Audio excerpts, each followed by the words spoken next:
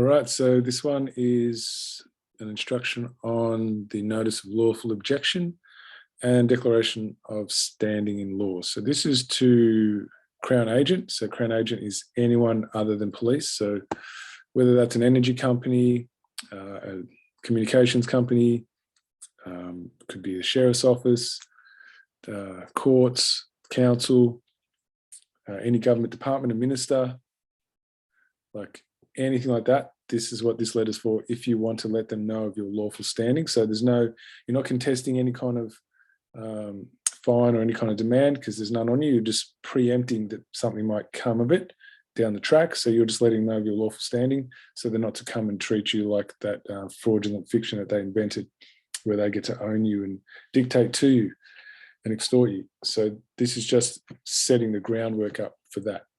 So as you can see, there's, like all the other ones, there's all the editable bits highlighted in yellow in kill boxes, just so you know where they are and what you need to do.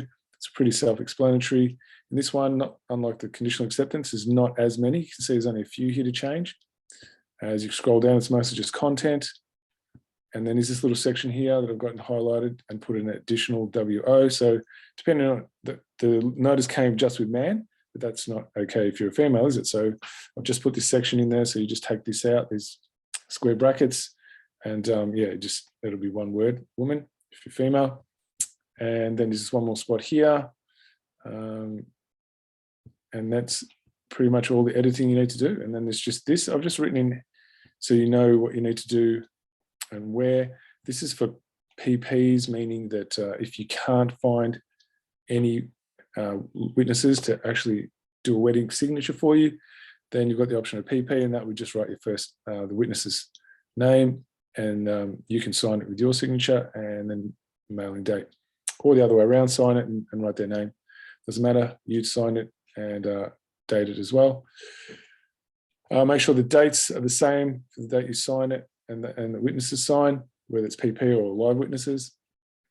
And this date can be before your actual mailing date, so before this date, or the same date, but the signing and the witnessing cannot be after, obviously, the mailing date. So just want to make that clear. Now I'm going to come back with what it looks like once the edits have been made.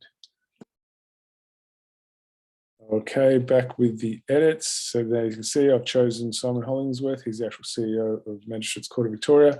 Now, I've represented his name like this with the uppercase for the last name and the title case for the first name. Just depends on where you find his name, right? So if you find it on the internet, it's presented with all caps like this, then that's how you write it. Generally, it's going to be some kind of fictional representation, so minimum is going to be like this. So it's up to you. Doesn't really matter too much. Some people just do it the same as they do here, as if it's a title case. It's really not that important because this is going to go to us, we the people, right? We're not going to split hairs over how it's written because we the people are the ones going to judge these criminals. So yeah, you can see the names of who's sending it. In this case, it's the same name as the other ones I've done, Linus Bloodley, the date you're sending it. And then you see it looks just really straightforward. Your name, recipient's name, who it's going to, so who they represent, business or government department. There you go there. And here, I'm just going to pretend Linus is a woman for this sake. So cut that out there and there you go. And so there's a name in there and that's it.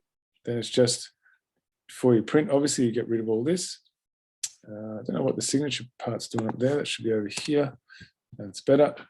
And then you've got the evidence and all that stuff later, right? So that's pretty much it for the actual edits. So you make sure you leave it in yellow so you can make sure you've covered everything. And then once you've double checked that all of the things in the right spots, all the edits, then you go and you obviously get rid of the highlights, which I'll show you in 1 second.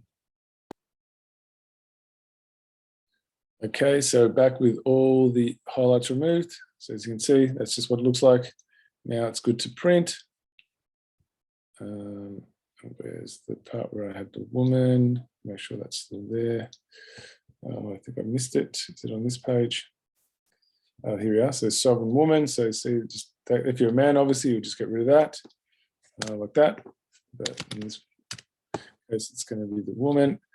And yeah, and then it's just down to getting your signatures. All right, and I'll show you what that looks like in a second. All right, so here we go. We're back with the signature part. So there's your signature, date. Now this is one I've done for other instructional, so much videos, but I think it's a PowerPoint instruction I did this for.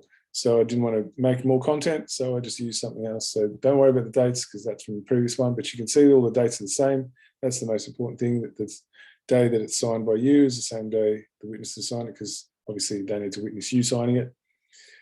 So normally most people put the signature first, then the name next. I don't stress about it too much. Whichever, the main thing is they're all there. And so your name, signature, signature, name, date, and you've got your 3 signatures there and your 3 names and the dates, and that's pretty much a complete document. You would make a copy. Well, they actually like you to have 2 wedding signature copies, one for yourself and one that you'd send to the recipient. And that's pretty much all you need to do. So we're done.